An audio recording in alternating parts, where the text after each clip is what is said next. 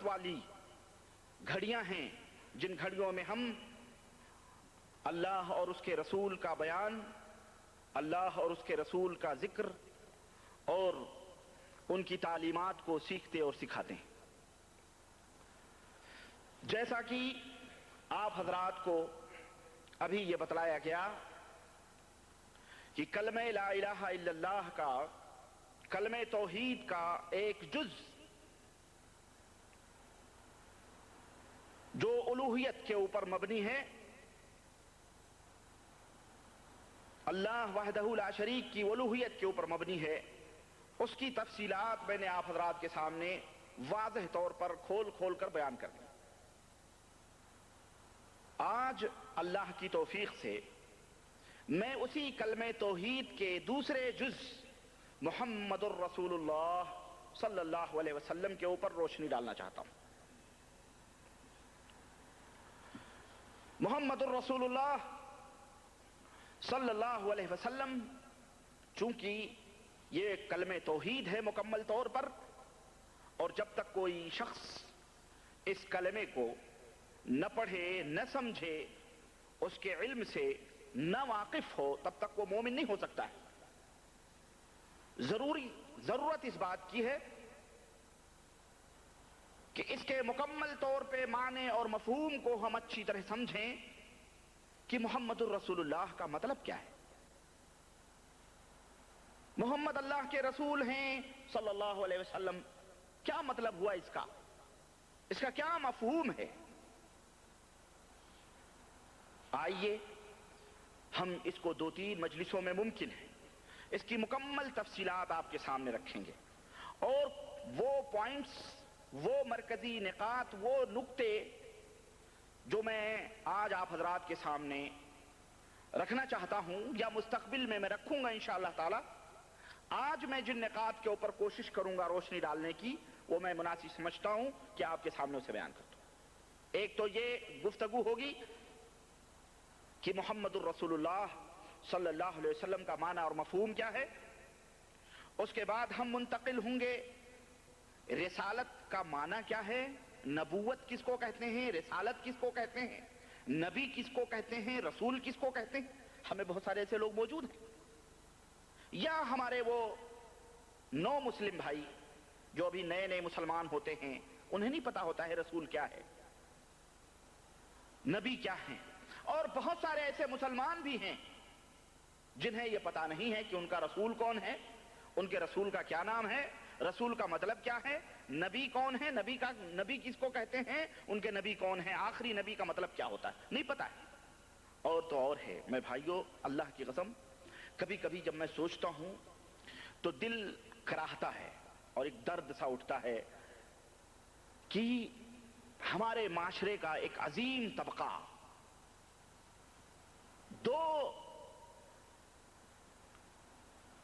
دو حصوں سے ہمارے معاشرے کی تکمیل ہوئی ہے، 2 حصوں سے اللہ تبارک و تعالیٰ نے سماج اور سوسائٹی اور معاشرہ کو مکمل کیا ہے۔ ایک حصہ مردوں کا ہے اور دوسرا حصہ عورتوں کا ہے۔ نبی رحمت صلی اللہ علیہ وسلم نے جب اپنے اس دین کو پیش کیا تو یہ دین صرف مردوں ہی کے اندر نہیں پنپا، مردوں ہی کے اندر نہیں پھیلا، بلکہ آپ کی معلومات کے لیے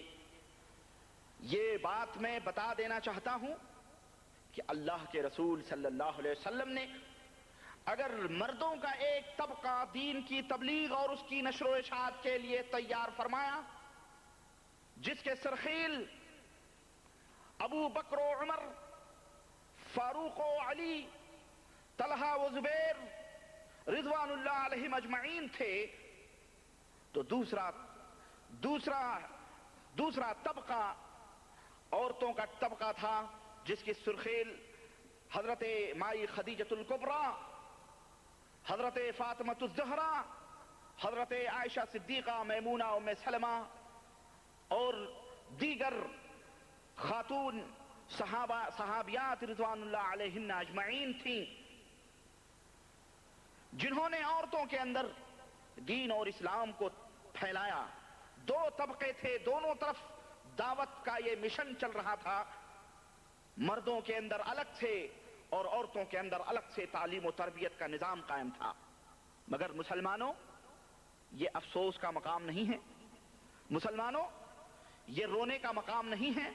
कि आज हमारी कुव्वतें, दावत व तबलीग की ताकतें, जिद्दोजहद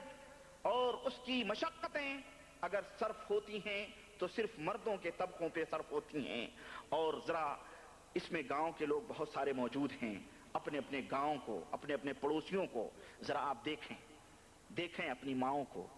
हम अपनी बहनों को देखें, अपने गांव और शहर की औरतों को देखें। अल्लाह की कसम है, मर्द तो कभी समझता है कि ये अल्लाह के रसूल का ये नाम है, अल्लाह का दीन ऐसा है, ये अहकाम है, ये मसाइल हैं, लेकिन हमारे गांव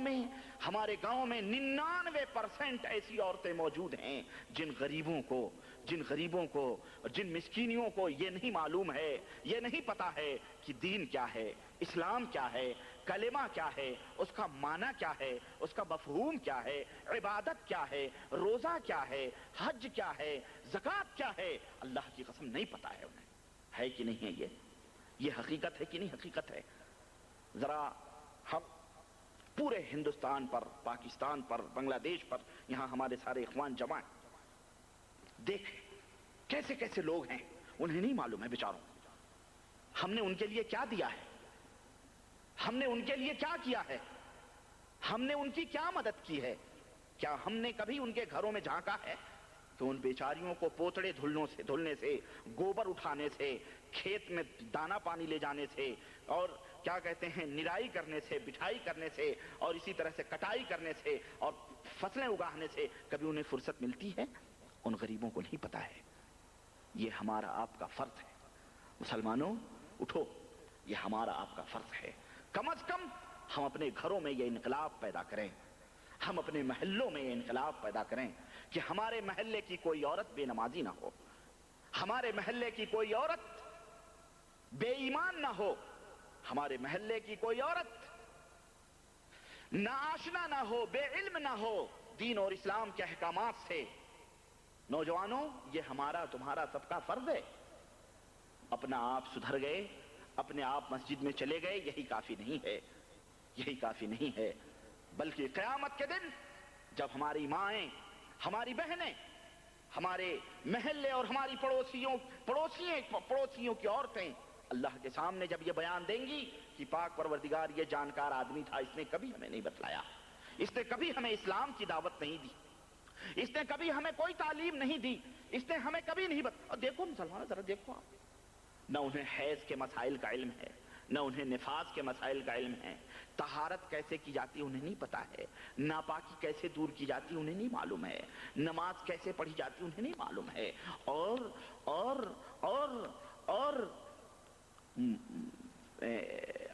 अफसोस दर अफसोस, मुश्किल दर मुश्किल ये है कि उनके लिए मस्जिदों के दरवाजे बंद, वो मस्जिद में नहीं आ सकती, उनके लिए ईदगाहों के दरवाजे बंद, वो ईदगाह नहीं जा सकती, यानी मार्केट जा सकती हैं, सौदा ला सकती हैं, पानी भर सकती हैं, गोबर निकाल सकती हैं, उसे उठा करके खेतों में डाल सकती हैं, शौहर जोत रहा है तो वहां दाने पानी पहुंचा सकती हैं, बिठाई कर सकती हैं, निराई कर सकती हैं, बकरियां चरा सकती हैं, भैंसों गायों के बकरियों के दूध निकाल सकती हैं, सब कुछ कर सकती हैं। लेकिन अगर नहीं कर सकती तो मस्जिद के अंदर जुमे के दिन नहीं हाजिर हो सकती हैं, ईद बकरीद के लिए वो जुमे की नमाज के लिए नहीं जा सकती हैं। और ये गुमराही में किसने डाला है मालूम है? हमारे ही समाज के कुछ उलमा ने, बुरे उलमा ने, अल्लाह उन्हें हिदायत अता फरमाए, जिन्होंने एक तो मुसीबत ये कि वो यूं भी रागिब नहीं होती हैं इस्लाम की तरफ, और दूसरी मुसीबत हमारे इन मौलवियों ने, ये बेचारे मौलवियों की लिखी हुई किताबें पढ़ के, दस्तारे फजीलत बांट के, और एक एक मीटर की सर्टिफिकेट लेके लंबी सी पगड़ बांध के निकलते हैं और ये बयान देते हैं, नहीं औरत हर जगह जा सकती, मस्जिद में नहीं जा सकती, जुमे की नमाज नहीं पढ़ सकती, वो दुरूस में नहीं। बड़े बड़े जलसे होते हैं, कॉन्फ्रेंसें होती हैं, اجتماعات ہوتے ہیں اور پوسٹر چھپائے جاتے ہیں, نیچے لکھا ہوا ہوتا ہے مستورات کا خاص انتظام ہے, مستورات کا خاص انتظام ہے. رات ہی کو اجتماعات ہوتے ہیں نا, کانفرنس رات ہی کو ہوتی ہے نا, جلسے جلوس رات ہی کو تو ہوتے ہیں. رات کو عورت اپنے گھر سے نکلے گی, 4 کلومیٹر 10 کلومیٹر یا محلے میں یا گاؤں کے باہر جا کر کے وہ جلسے میں شریک ہوگی, جلسہ سنے گی. رات کو 2 بجے 2:30 بجے 3 بجے جلسہ ختم ہوگا, وہ گھر واپس آئے گی. اس وقت فتنہ نہیں ہے, اس وقت مشکل نہیں ہے, اس وقت چور و چکوں کا ڈر نہیں ہے, اس وقت اور کسی چیز کا خطرہ نہیں ہے. لیکن دن کے 12 بجے جمعے کے دن مسجد میں نہیں جا سکتی ہے, اس لیے کہ اسے خطرہ ہے کہ کہیں اس کے اوپر کوئی غلط نظر نہ اٹھ جائے یا اسے کوئی بہکانے والا بہکا نہ دے. تف اور افسوس ہے ایسی عقل پر, ہے کہ نہیں دوستو؟ حقیقت ہے کہ نہیں؟ یہی تو بیان کیا جاتا ہے. فتنے کا ڈر ہے, فتنے کا خدشہ ہے, عورت مسجد میں نہیں جا سکتی, فتنے کا ڈر ہے. ٹھیک ہے, اللہ کے رسول صلی اللہ علیہ وسلم نے یہ فرمایا ہے کہ عورت کی بہترین نماز وہ ہے جو گھر کے اندر ہو اور وہ بھی ایک دم گوشے کے اندر ہو, کونے میں ہو.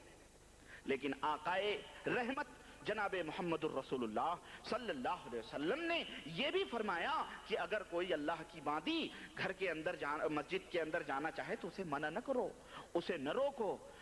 اور عید اور بقرعید کا جہاں تک مسئلہ ہے اس میں تو آقائے رحمت جناب محمد الرسول اللہ صلی اللہ علیہ وسلم نے فرمایا کہ وہ عورت گھر سے نکلے. کسی نے کہا آقا روپٹہ نہیں ہے, کہا پڑوسن اپنی سہیلی سے مانگ لے. کسی نے کہا آقا وہ حیض و نفاس میں, آپ نے فرمایا وہ مصلی جائے گی, عیدگاہ جائے گی, مسلمانوں کی نمازوں میں اگر شریک نہیں ہو سکتی تو کم از کم ان کی دعاؤں کے اندر تو شریک ہوگی, دین اسلام کی تعلیم تو حاصل کرے گی, کچھ نہ کچھ تو اس کے ذہن میں آئے گا. اس حیض اور ناپاک عورت کو بھی عیدگاہ لے جاؤ تاکہ وہ مسلمانوں کے دعاؤں کے اندر اور اللہ کی رحمت میں شریک ہے. حکم کی نہیں ہے, لیکن آپ ذرا ہندوستان, پاکستان,